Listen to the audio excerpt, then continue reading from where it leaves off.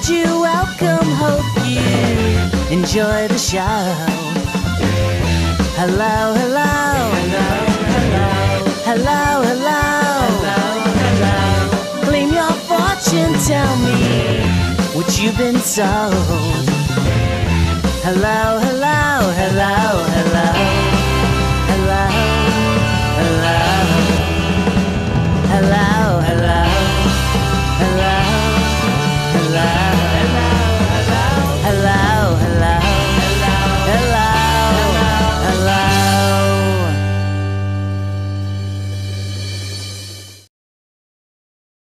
Blog Talk Radio.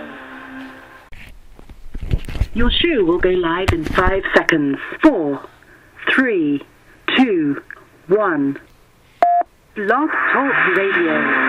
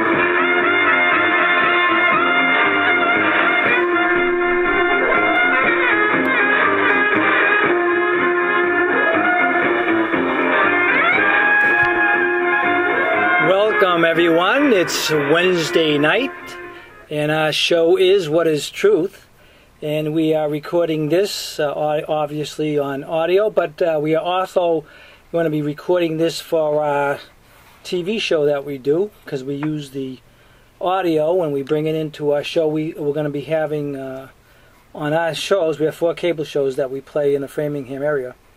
So what I thought we would do in our shows now was we would record them on MP3s, and then I would make a video out of them, like a lot of people are doing. If you ever notice on the internet, David Duke does it now. He takes his audio shows, they put them up on the on YouTube, and they just put pictures in and things like that, and becomes a video show on YouTube. And I think all the people that have shows out there might want to think about doing this, because you're already doing it. You might as well take advantage of YouTube in the video aspect of it. So we can take advantage of our audio show here. Then we can take advantage of our video cable show that's on TV, actually, that goes out to thousands and upon thousands of people in our community. And then we have YouTube also to do that. So we're very happy that we can do that. We encourage other people to look into doing that too. Let me say something. And the reason why this is a good idea, if people are able to do it, because we know a lot of people can't do this, you got to remember, Blog Talk Radio is to a specific group of people. You don't get your mom and dads, and a lot of people, they don't come on the internet to get this type of stuff. But if stuff can be on cable, and you got to remember, people put their TVs on just as background. They may be doing something else, washing dishes or doing something. It's the audio that's a real concern that people have to hear. So when we can put, like for instance, this program, if we could put this on cable TV and put pictures and stuff, people are there, they can obviously watch it.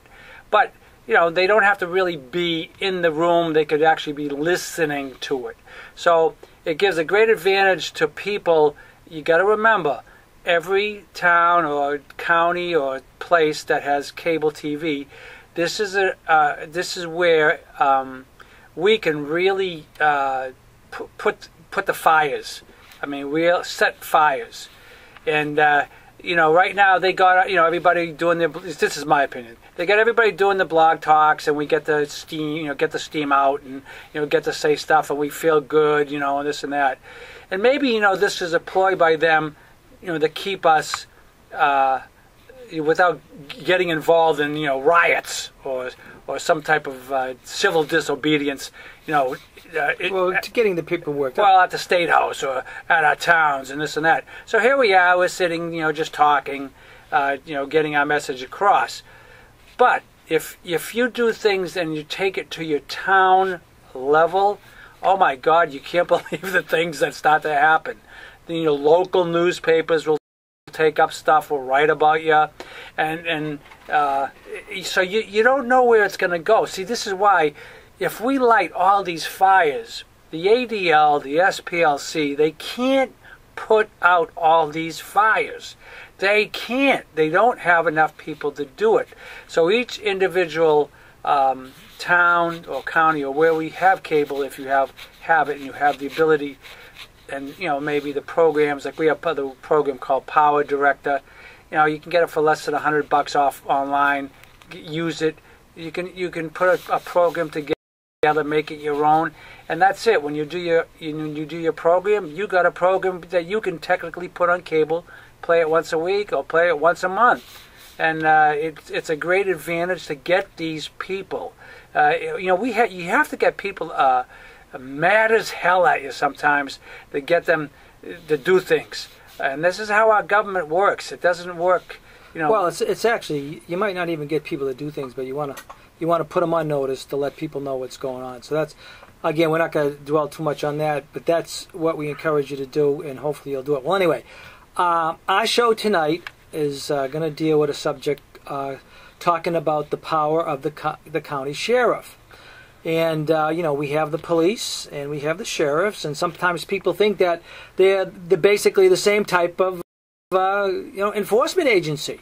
Well, in our investigation of things, and just by what we've learned, we've seen that it couldn't be farther from the truth. One is more geared to the Constitution, and the other isn't. So we're going to discuss that tonight. But before we do that, we're going to actually, I have a couple videos that we're going to play. They're going to be audio here, obviously. And we're going to play two videos, because one is Sheriff Mack, he's going to be talking, and the second one, he was talking when he was out in Lexington and our way, so we thought we'd play that one too. There's about 17 minutes worth of video, I believe, there on all of them. So we're going to play them, and then we're going to talk later about them. So, and then we'll have a little break in between here and there too. So the first one, the first video audio you're going to hear anyway is going to be Sheriff Mack. If you hear it pause, that's because there's a space in between. There's writing coming up on the screen, for the people watching the video. So you just have to bear with it. It might be a second or 2 seconds pause when he stops. But I think you're going to get the point. So the first one is Sheriff Mack again. He's going to be speaking about the power of the county sheriff. So let's go to that one right now. My name is Richard Mack, and I'm the former sheriff of Graham County, Arizona. Is the only elected law enforcement officer in the United States, and certainly in his county. So he's the only official that reports directly to the power source. In other words, he's not a bureaucrat. He wasn't appointed by some other body. He reports directly to we, the people. And so he is sovereign in that regard, because he reports directly to the other sovereigns. And that's why the sheriff is the ultimate authority. He's not a bureaucrat from Washington, D.C. The President of the United States cannot tell your sheriff what to do. And so certainly none of the other auxiliary departments underneath the President can tell the sheriff what to do, and that includes the IRS, the EPA, OSHA, FBI, DEA. Any of those agencies cannot tell the sheriff what to do. But when they're in his sovereign jurisdiction, he can tell them what to do. The question is, will he? It's really alarming how many peace officers, policemen, law enforcement officers, sheriffs, chiefs of police, who have actually taken an oath of office to uphold and defend, protect and preserve the United States Constitution. And then when you present them with that thought or idea that that's exactly what they should be doing, they claim that it isn't their job to uphold and defend the Constitution, that which they've already sworn an oath to do. And so that's what really I find very disturbing. But I think it's the evolution that has taken place in our country today. And also it's a result or a consequence or a branch of what's wrong with America. America is off track. We have replaced our Constitution, which was the bulwark of our freedom in this country, with political agendas, political selfishness, and ultimately political correctness has replaced our Constitution. And so is it any wonder that we're so far off track? And my message is law enforcement owns part of that problem, and we need to correct it.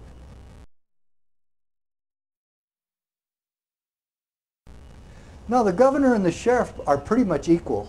The governor is the sovereign leader over the state.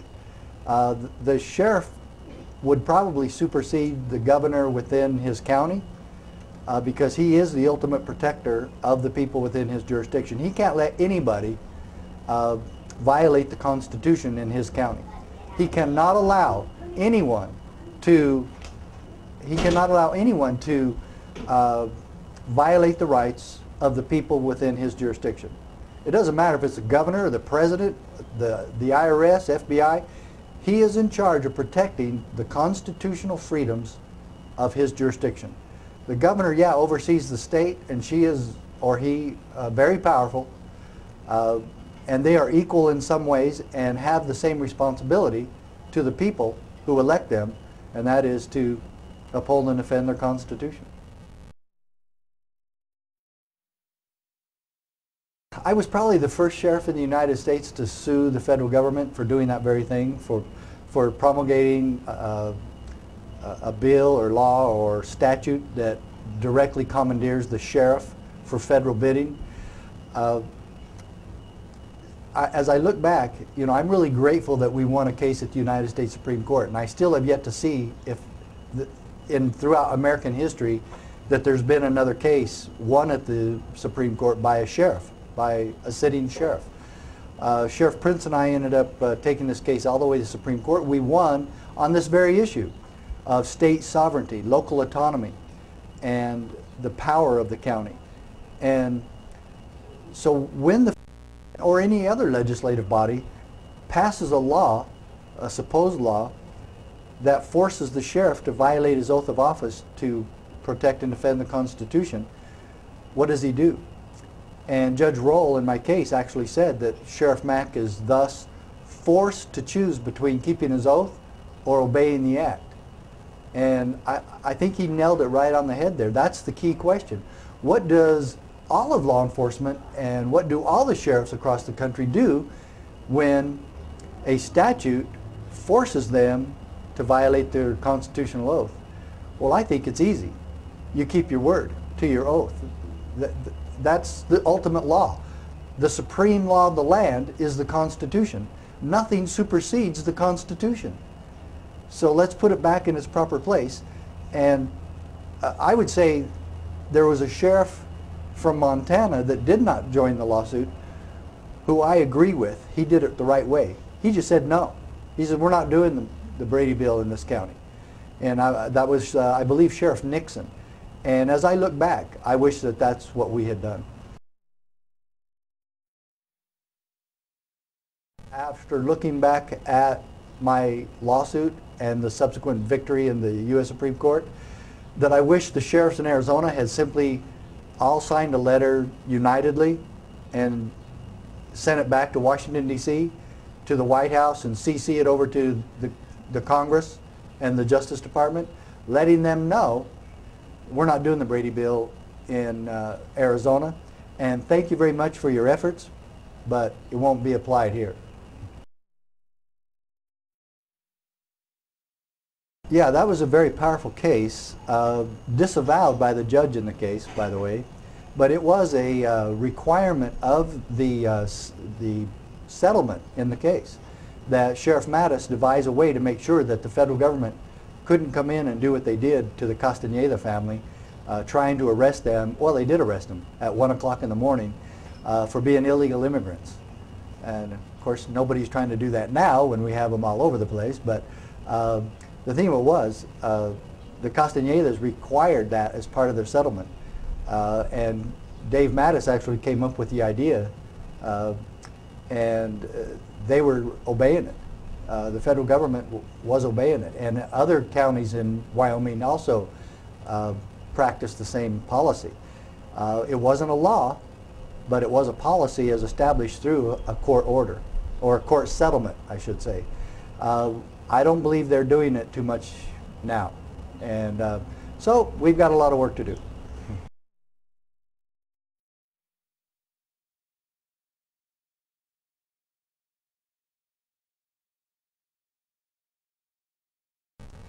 Well, first thing I would love to see it be the county commissioners. The county commissioners should be supporting their sheriff with proper legislation or resolutions to have him enforce the Constitution.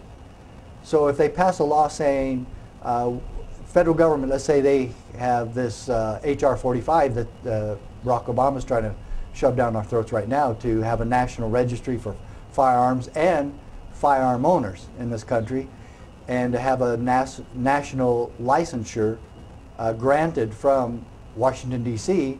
to keep and bear arms, which is already guaranteed in the Second Amendment. Let's say that that is really going to be pushed, and the federal government is going to come out and perhaps confiscate weapons and or ammunition. So what does the local authority do? Well, the county commission passes a resolution saying that there will be no more federal gun control in this county, and the sheriff enforces it. And so when the feds come in, the sheriff stands. He shouldn't need that resolution, but it would be nice to have it, because the Second Amendment is there, and he's already sworn, we're back to that again, he's already sworn an oath to uphold and defend the Constitution, and the Bill of Rights, of which the Second Amendment is a part, is a key integral part of the freedom as established by our founders. And why was the Second Amendment put there in the first place? Well, that's what we need to all understand. The intent of the Founding Fathers on the Second Amendment was so that the people of this country would have the final say in controlling their government. And the ultimate power of the Second Amendment is that the people remain in charge to be able to fight off abusive government. That's why the Second Amendment's there. So yeah, and the other one that really needs to back the sheriff in what's going on is the county attorney. It's not essential to have those others. The sheriff can do it on his own. He doesn't need to ask permission of anybody in the county or across the country. He doesn't need to ask the barber down on Main Street or anyone else how he's going to keep his oath of office. He's bound by his word, and he's also bound by the Constitution. Okay, so that was part one, actually. There's actually more of that. But I have another video that what do you think, Joe? You think, I don't know if we're going to have time. You think we'll have time? Well, we can play that after. We can talk. And okay. play Well, what we're going to do, before we get into our big conversation here, just bear with me now. We have we're going to be actually having little breaks in between our speaking, just to have promos, and I figured I'd play a promo here and try one out. And I'm going to play a promo here that's coming up for Sunday, I believe. All right, so let me put a promo up here, see how it works for my first time doing this. I hope to see if I can do a couple tonight. Hi, this is Susie Q. Tune in Sunday at 7 p.m. Eastern for my show, The Patriot Dame, on the American Nationalist Net. Okay, so you can take this. There's a couple of points I took notes on that, but anyway, go. Well, I was going to go into the where the sheriff came from and how we got to where we are with the sheriff. And what I don't think a lot of people realize that the office of sheriff, it dates back over 1,000 years. It goes back. You probably remember the sheriff of Nottingham, and. So in the early stages of the 11th century, the king, this is when it first happened, the king would appoint a representative called a reeve, R-E-E-V-E, and his job was to keep the peace of. So anyways, the sheriff goes back to the 11th century. He was appointed by the King of England at first, and then finally he became appointed by the people himself. And so when we looked at the words shire, reeve, and shire, we can see where we got the word sheriff, and that's how we got that word. So what eventually happened is that the sheriff now became elected by the people. Now this is really interesting because, you know, a lot of people who work for the federal government and all that stuff, they're not elected. They're put in their jobs, whereas to have a person who is elected, there's a little more power there, you know, to be able to be free from governmental intrusion.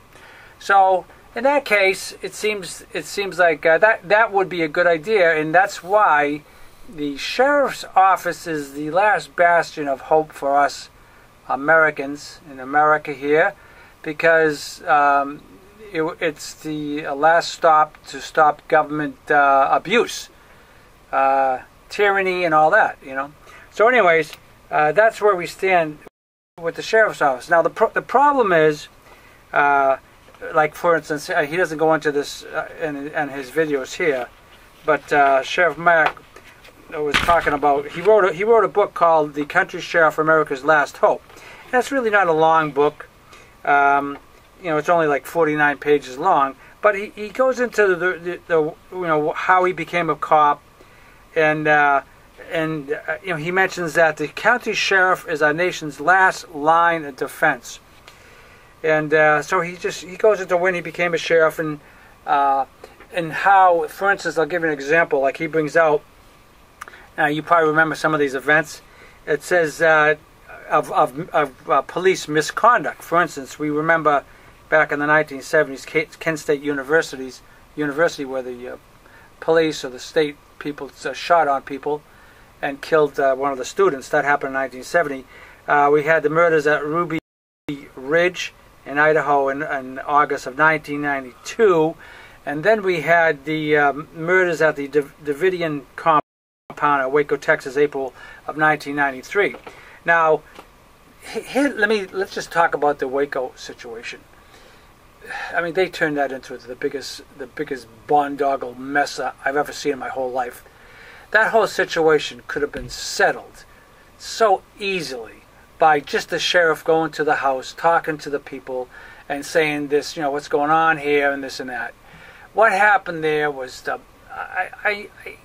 you know, my rage, it can't be held for what they did there. I mean, they brought in the armies, they brought in the SWAT teams. See, and all it was, as far as I'm concerned, was just to test all their equipment, to see how everything worked. Let's see how far they could go. Right, to see how, well, first of all, I'm talking about strategically, the equipment-wise. You know, they wanted to see how their walkie-talkies work. You know, one of the biggest things, you know, with the fire departments and the police departments is they're not all on the same channel. I mean, literally and figuratively. It's a real complicated process for them to all be together to make decisions on what to do. And so even today, they don't have a real answer to how to solve that problem. So if you want to make $1 million, you know, devise a system where they're all on the same, you know, frequency or whatever. But anyways, as far as I'm concerned, the Waco situation, if the sheriff was doing his job, now think about it. You had the ATF there, you had local police, you had military, this and that. And if the sheriff was doing his job to protect the people now, remember, the sheriff's job was there to protect the people. All he had to do was talk to them. But nope, they had this happen. And then we had gunshots fired and this and that. And then we had tanks coming in. And all this was a slaughter by our government. You know, people think our government is just so wonderful. They wouldn't do a thing like that. Well, why is it our government is the one that's always coming in and killing all the people with these raids, this silliness? So in that instance, what we had there too is, you know, they wanted to confiscate children and this and that, and you have this, you know, a legal regress for that, the courts, and so it just shows you how far people can go. But the sheriff can step in and say, nope, this isn't going to happen here. He could have told the the SWAT teams and those agents, see you later. And that was the problem there, and that's what happened. So anyways, if you notice too, like what Sheriff Mack talks about, he talks about the oath to the Constitution. Now, I have a lot of different viewpoints on the Constitution. Personally, I mean, without getting into another topic, but I will mention it. Our Constitution, was heading in the right direction, but if you look at it from a Christian viewpoint, it says that they swear it's supposed to be the supreme law of the land. Now, come on, really, let's think about it. What is the supreme law of the land? It's not the Constitution. It's God's word. It's the Bible. It's God. This should never have even happened in the first place. But so you could almost say the biggest apostasy happened when they said the Constitution was the supreme law of the land. There's nothing we can do about that now. Of course, I think what's happening now is we're suffering for that because we didn't take a stand biblically on godliness. And what happened was with the Constitution, and I'll just mention this too, is when all the states have their all constitutions. Massachusetts has, I believe, one of the oldest ones, and you had Rhode Island and Connecticut and all that, and they all have their constitutions. And what's happened back in the late 1700s, when quite a few Jews started coming into the areas, they realized in the Constitution there was a thing called an oath of office. They had to take an oath of office. And all towns, all counties, if you became anybody that worked or had a job, a selectman or this or that, or whatever the job was, you had to swear an oath to principles of Christianity. And that went out the window when the Jews decided to say, well, gee, we're Jewish, we don't believe in Jesus Christ, and that messed everything up here. So anyways, that's the mess that caused. But let's work on the Constitution, since now people have to swear an oath to the Constitution. It's the supreme law of the land, so that's where we stand. That's the backbone of where we stand as to laws and the principles of those laws. And so what's happened is, and Sheriff Mack realizes too, is you're swearing an oath to protect the Constitution. Now, what does the Constitution protect? Well, the Constitution protects free speech. It protects, we can redress our government, and we can do all sorts of things. The Bill of Rights was put in there. A lot of people weren't going to sign the Constitution unless they put it in a Bill of Rights. That Bill of Rights doesn't protect the government. It protects us from the government with our unalienable, it's not inalienable, it's unalienable rights. In other words, these rights aren't foreign. These rights are given to us by God. Free speech, to be able to say, talk, do things, life, liberty, pursuit of happiness. These things are given to us by our Creator to enjoy. And when a state or government intervenes into those affairs, then they are violating the oaths of the Constitution that we swear to. So they swear to these oaths, yet they violate the constitutional rights of people, which is the problem that Sheriff Mack encountered. Now, I think if you remember, he was talking briefly, he said a couple of things I thought that was really interesting. He said, the president cannot tell the sheriff what to do. Can you imagine that? So something happened in the county, which is the domain of the sheriff. Nobody can tell the sheriff what to do as long as he's in his domain. He could tell, like I said, he could tell the ATF, he could tell the IRS, he could tell anybody, leave. And that's what they're supposed to do. The problem with the sheriff today is that we see them outside directing traffic or doing little piddly stupid things. Well, with the sheriff department, I don't know where it is anywhere else, but in Massachusetts anyway, what they've done with the sheriff department, they've put them in charge of the penal system, right, the courts, and Lockups. All that type of stuff. Bringing people to court. Correctional institutes, Yeah. and all that. So that's it's almost like they've been kind of pushed into that area to keep them busy doing that, and they're plenty kept busy doing that. And also, you have to remember, the sheriff, his budget comes from the state and the governor and all that. So he kind of has to toe a light line here, because he doesn't want to upset them, which it shouldn't happen. In other words, he should be able to get what he wants, to do the job he wants, without it being a political job. It's become a political job, because especially in Massachusetts, the Democrats run the whole state. So he has to be of the Democratic Party, more or less. There are a couple of sheriffs that aren't, but they're kind of like the oddball sheriffs. They kind of stand out like sore thumbs. And you'll notice in Massachusetts, they will cut their budgets down. Those Republican sheriffs, they'll do things to them because they are not involved with the Democratic Party in the state. So you see how it works? It's all political. It's become a political thing. So the sheriffs don't have as much power as well, let's put it that. They have the power. They just don't exert the power because they don't want to step on anybody's toes, because then they'll be ostracized or whatever will happen to them because of doing that. So, well, I don't think they realize their power. Well, that's the problem too. I don't think a lot of them know what the heck they. I mean, if you gave them this books by by Sheriff Mack, I can guarantee you nobody would know what the heck he was talking about. Right. So I mean that's the situation. I think an interesting thing about Sheriff Mack, which most people maybe don't know, is that he is a Mormon, and the Mormons are very, very high into the Constitution. They believe, from what I've studied, that Constitution is a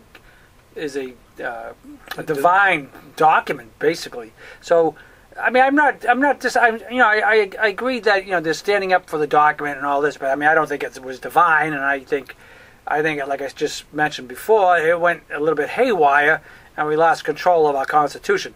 I mean, if the Mormons want to think that, I mean, that's up to them. But in this book, he brings out an interesting point. He brings out the Davidian compound, but he also brought out something here that, like 400, let's see, 450 children of the FLDS families had their kids taken away by the Child Protective Services of Texas. So obviously you can see he's bringing up stuff that happened to the Mormons. And what he was saying is, we do not confiscate children when there is no probable cause or imminent danger. So the situation would have been, like, let's say when that happened, I remember that too, they took busloads of kids away from the parents and this and that. And he said, like I said, you don't confiscate children. And the sheriff could have stopped that.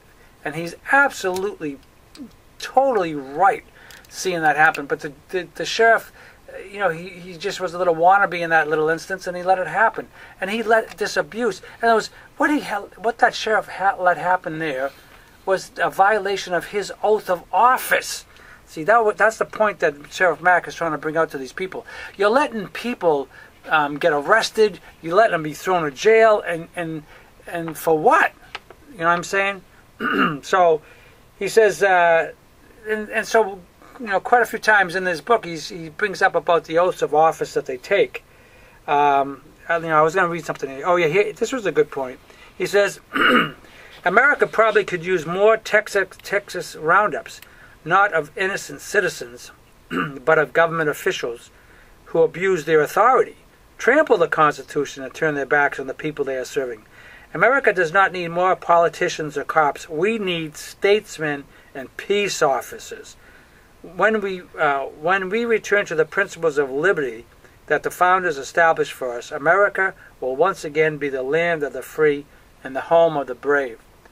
So I totally agree with that. I would have no problem seeing officials arrested and lined up and have them thrown in jail for violating their oaths of office, because you've got to remember, when these people go into office, they have to take an oath of office.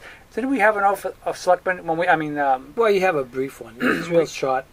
Didn't it say Constitution? I think so. I'm not sure. I think when we became town meeting members, we had to take a little brief oath of office, and I thought it said to defend the Constitution too. I'm pretty sure. I can't remember. Well, of course, now that they kicked us out, we won't see one of those. It makes no difference in this town. Anyway. they don't abide by the Constitution anyway. They don't believe in the Constitution anyways. So, anyways, and getting back to again, Massachusetts, the way they do things is a lot different than these other cities and towns and counties. It mentions here, Sheriff Mack was saying about the governor. Even the governor can't supersede the sheriff. As long as the sheriff is upholding the Constitution and it's a law based on the Constitution, then the sheriff can do it.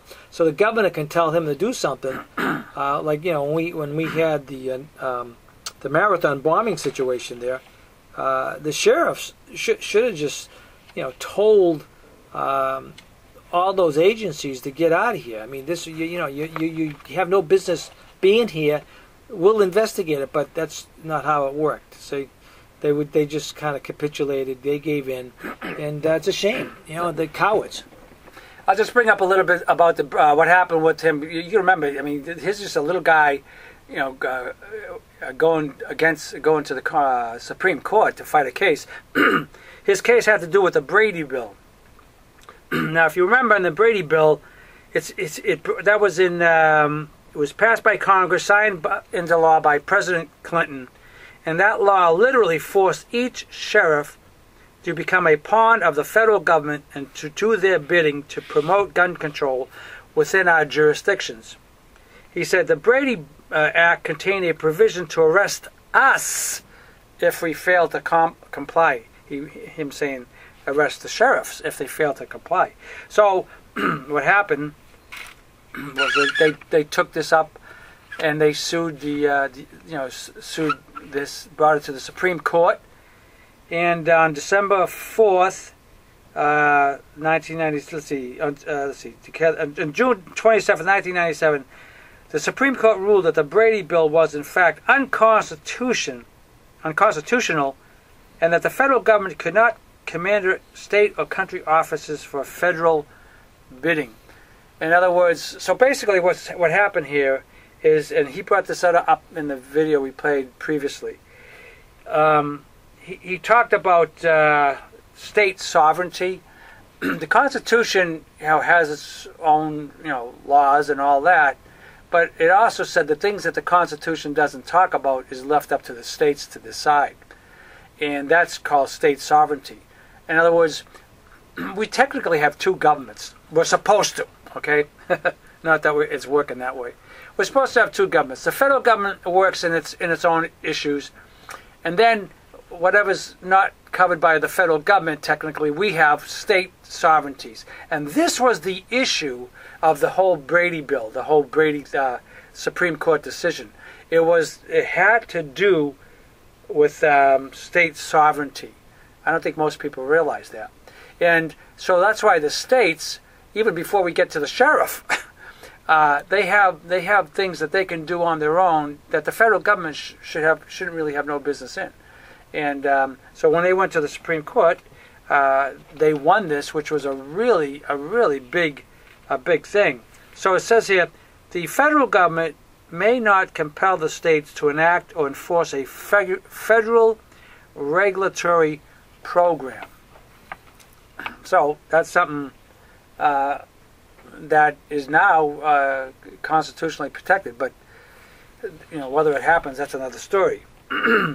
So, anyways, so that's what happened there. That was a big issue. That's why the Supreme Court. The gun stuff and all that was an issue too, but this had a bigger issue. What can the federal government tell the states to do? So, anyways. It brings out about the sheriff, about checks and balances. The reason we have a government the way we have it is we have three agencies of government, and they all are supposed to be checks and balances on each other. And this is good, but the problem is what's happening now is the federal government is becoming a bureaucracy in itself. It's becoming too big. and it's feeding on itself. Well, the states feel like they're powerless against the federal government because, of course, the federal government has all the armies behind them, and But I just thought it was good in that talk by Mack, there, Sheriff Mack. He said that the Minnesota sheriff, he just said no. I mean, he wished they said no. They wouldn't have had to brought them to court. Yeah. If they just stood their ground, the Minnesota sheriff stood his ground, and we got to give him credit. So anyway, that was really good. This is an interesting point. He said, instead of government based on principles of personal choice, individual accountability, and self-determination, corporations and bureaucracies run America today with complete complicity from our Congress. He says, America is turning into a socialistic, democratic dictatorship. And basically that's what's happening in this country. Of course, we know that these countries is being really taken over by the Jews. They're in everything. I mean, there's nothing. We are in the same place that the Weimar Republic was in Germany when Hitler took over. Berlin was a city of filth, homosexuality, decadence. Yeah, it was just one decadent place. And this is what people had to look forward to when they went to Berlin. When Hitler technically took over, they got rid of all that. And I'm not surprised that the Jews weren't too happy with that, because a lot of them ran these businesses and they were involved in all these little scams and things like that.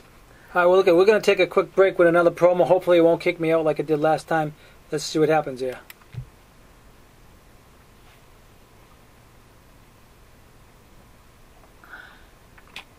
All right. Forget the promo. Okay.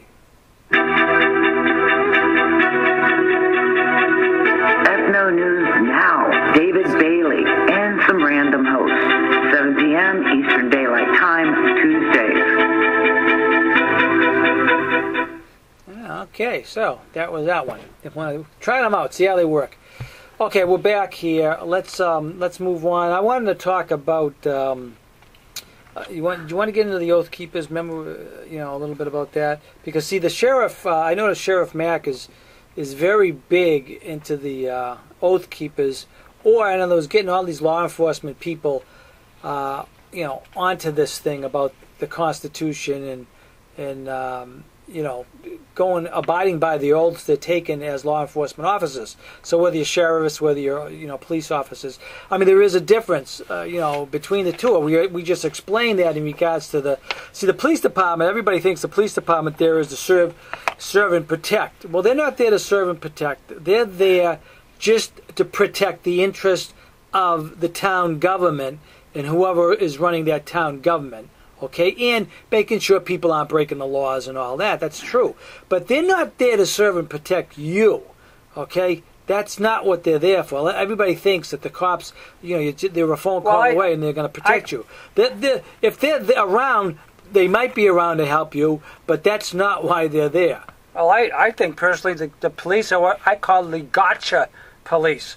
Instead of serving and protect and help people, they are the gotcha police. Oh, we got you speeding. Oh, we got you doing that. Also too, the police departments are what they call revenue departments. In other words, they make money by arresting people, by bringing people to court, and it's just one big game. Well, that's what Sheriff Mack brought out in the beginning of his book. He said he had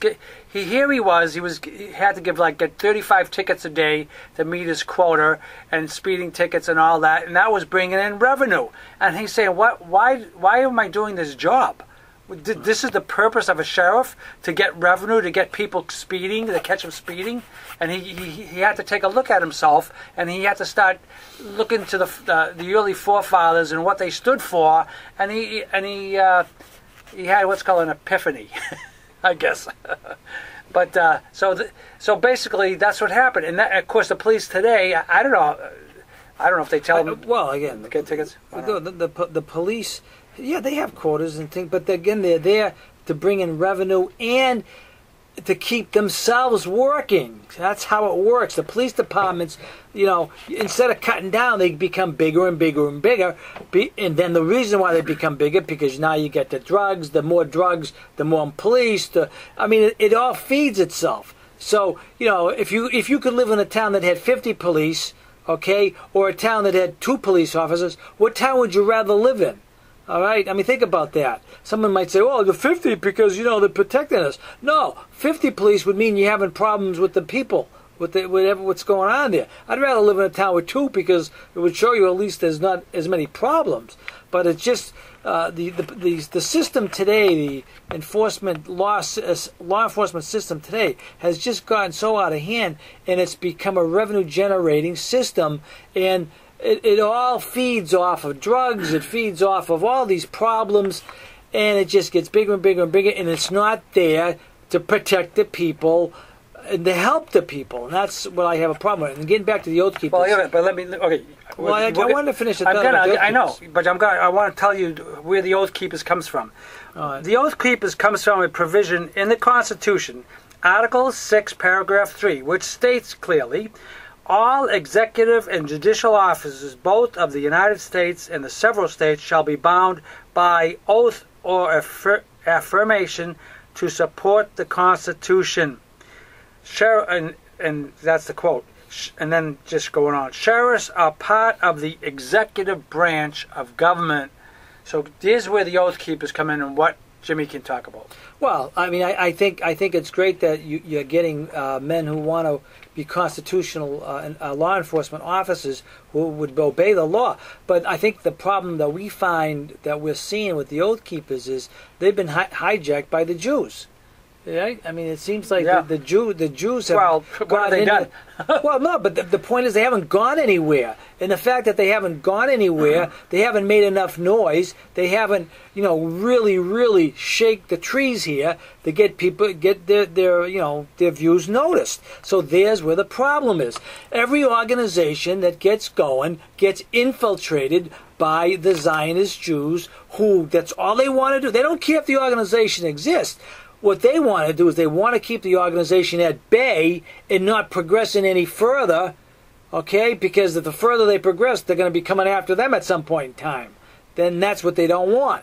And it really bothers me to see all these organizations, just getting taken over by these people, these, Zionist Jew plants. Well, we try to be, not too... what would you say, in the public? We try to keep back a little bit. But when you see these organizations like Oath Keepers and this and that, if we get into conversations with these people like about, hey, what do you think of Israel? Oh, we should support Israel and this and that. I was like, oh my God, if that's the way the Oath Keepers think, then why their oaths are worthless. Right. Well, that's the problem. See, what happens is, we get a chance to mingle with all these groups, and we find out when we get in there that there's people in those groups that they're the people that you don't want in those groups, okay? Because they're defending things, that we feel aren't right. Well, let's go. We'll go into a little bit with the SWAT. Good. Okay, now let's take this further. We have, and we talked about this briefly, but. We have SWAT teams, okay? And the SWAT teams now are slowly coming into counties and of course in Framingham, you got to look at things. In Framingham, we have a Jewish police chief. That Jewish police chief is working with the ADL. We tried to pin him down at the town meeting to discuss certain things, and he was not happy, right, Jimmy? Yeah. Or didn't you ask him about the ADL? Well, we've tried to pin him down on a bunch of things. He just doesn't want to do it. Okay, so he's the one who, contrary to what people really want to hear, is when traffic happens at one of the temples in the town, they'll send they send a policeman over to check. Wellness checks on the temples. temples. Imagine that, going over to the temple, the Jewish temple. Does he do it for the Catholic Church? No, just the Jewish temple. Just the Jewish temple. He sends a cop over there. Does he charge him for it? Nope. Yeah. So that shows you where things are in this town. Okay, wellness check of one religious building, I suppose. I suppose they check them all, I believe. Did they check all the religious? No, all the Jewish temples. All the Jewish temples. Oh, how convenient. Yeah. So, anyways, we have a SWAT team in our town, and recently, and this just happened yesterday. An article came out in the newspaper because we had an incident where drug dealing was taking place at a house.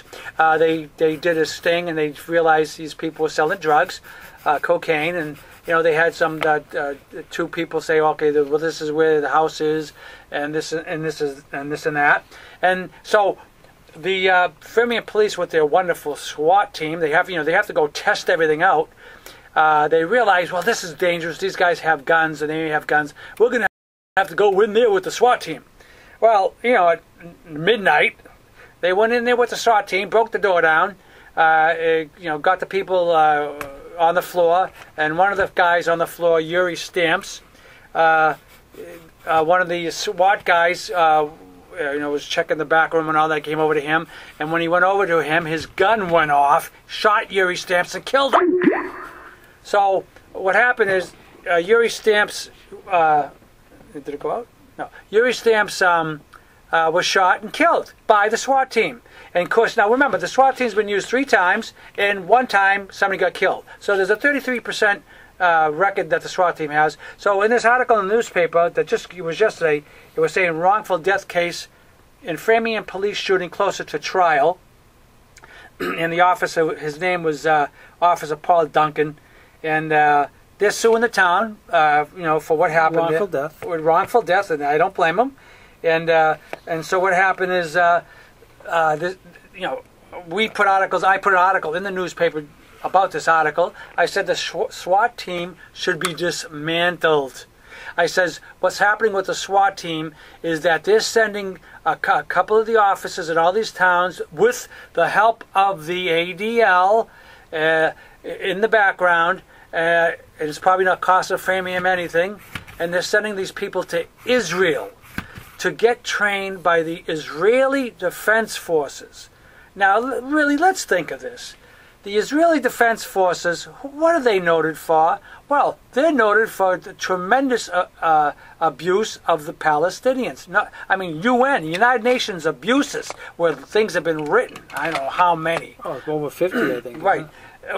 So they're being trained by people that kill the Palestinians, put them in jail, torture them, use SWAT tactics to come in, break down the door, wake people up at midnight, startle families, kids, little babies, children, it doesn't matter, and come in there and just ravish. It's hard to. So they're getting trained by these people, and we're just saying this should stop. This is outrageous. So my point of comparison is here. Here we have constitutional protections with the sheriff and what he's supposed to do his job. Yet we have the SWAT team that can come in there and violate your civil rights and your constitutional rights. And if the sheriff had anything to say, he should stop these SWAT teams. But then the sheriffs are part of the SWAT teams, right? They could be. Some counties, the sheriffs yeah, they might bring in the SWAT team. Might be. It's so goofed up today. It's terrible. So this is something that's happening in all. And just recently, I just got an email coming from New Hampshire that they were saying that they want to give New Hampshire a SWAT truck. They want to give them 200. Here it is. Here it says Granite State Patriots Liberty Pack. And then the guy's name is Jack Kimball. He's up in New Hampshire. He ran for, I believe, mayor and he lost. But he's sort of like a patriot. And he said that they want to give the city of Concord a Homeland Security grant for $258,000 for a Bearcat, a ballistic engineered armored response counterattack truck. It's called a Bearcat. And so what they're saying, what Jack Kimball is saying, is that they want to have a demonstration with signs, because this is going to take place Monday, August 12th, and they want to do a demonstration, signs, speeches. They already did it. Oh, okay. That's right. It already happened. And they were going to protest this. Remember, now they're throwing $258,000. People are going to say, "Whoa, wow, this is terrific." But they don't understand.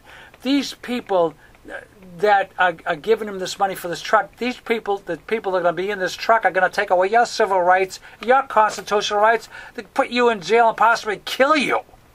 You know, they don't get it. They don't just get it. And so that's what happened there. They already had this meeting. I don't know what happened.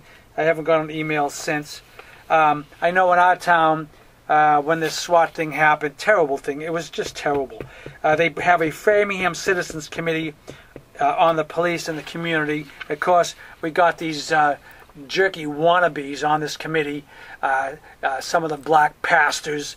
Yeah, we didn't mention that the guy that got shot, Yuri Stamps, he was black. He was black. He was a black man. But anyway, that's a whole other story, you know. But that thing is, you know, like all when all shootings, okay, by the police department, they're very protective in how they cover these things up. Oh, they're never wrong. Yeah, I mean, they're always right. But here's what I notice about the police. I think they must learn this in police school. If you're going to shoot somebody, make sure you kill them. Yeah. Okay? Because, you know, dead men tell no tales. So I think that's what they tell them. If you're going to shoot somebody, you better make sure he's dead. Because, you know, we don't want him coming back later and saying this or that. And in the next town over, just a couple of weeks ago, we had a kid shot by the police. And that's a whole other case that's going to be coming to court at some point in time. You know, because we have a lot of various stories on that one, what happened there. The police's viewpoint of what happened, and, of course, the people involved with it.